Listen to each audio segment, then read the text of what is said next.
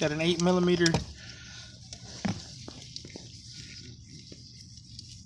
socket with a 3/8 adapter, a 1/4 inch to 3/8, and then I also have a good tool that I use all the time. It's this little 1/4 inch spinning ratchet. I think comes in handy in tight areas. So this blower motor off because I can't get my hands on there.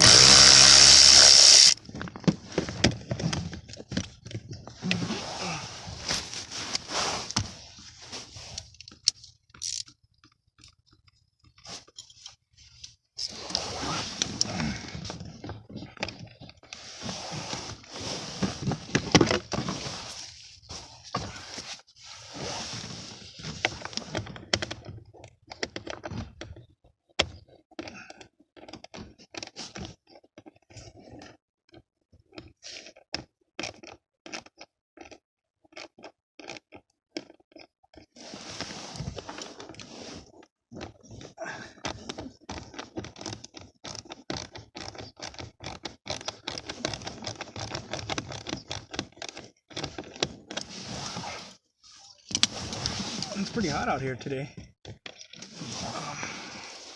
About 100.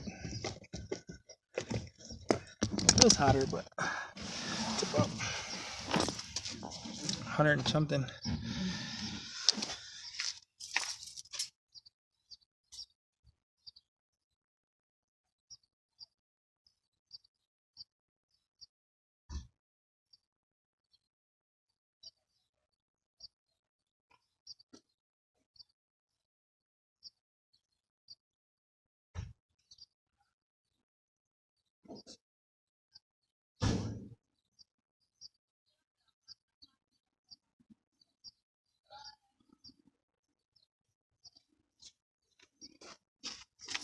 I had to get a small ratcheting wrench to get this thing to fit under here, because man, it's a tight squeeze to get it under there.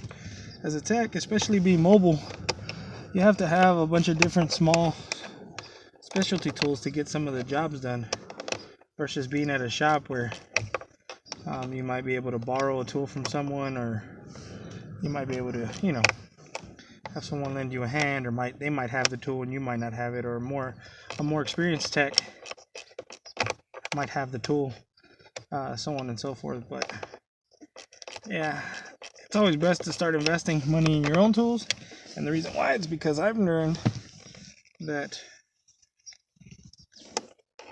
when I used to work at shops, most people were pretty cool, but you would run into those older technicians.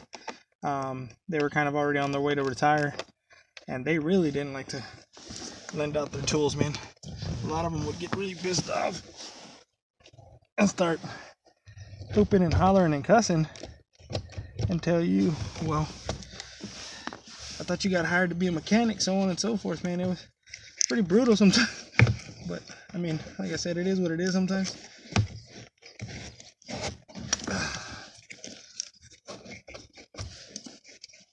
These blower motors kind of suck sometimes to get out on these F150s, because they're kind of super stuck up at the top.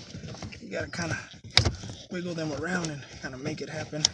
And it's got to be kind of tight. You got to kind of wedge it or move the carpet back here and there, get some stuff out of the way.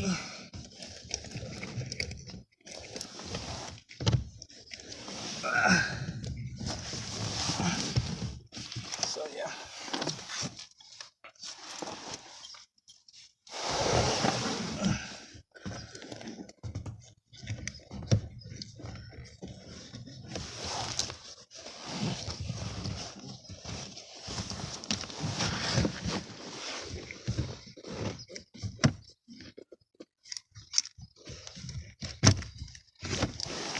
Like I said, you have to kind of pull it back a little bit. There's a blower motor right there, and then there's the pigtail for it. You always want to have a clip or a pry bar or something that you can use to kind of pick up the tab, so you can kind of get it to move out.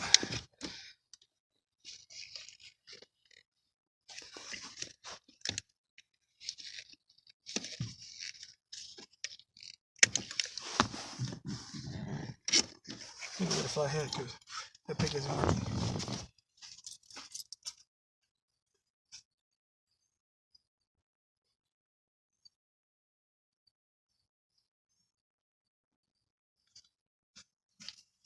always carry a pocket screwdriver in my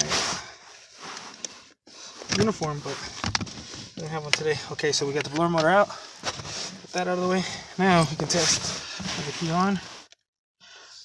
We have power, as you can see. Hold on, where are we at? See, look, there's a test light. We have power. Now we're going to swap over to the lead. Here. We have a positive lead here that's connected to the battery.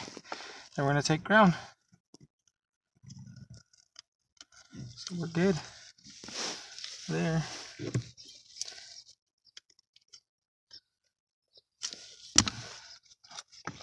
Good there.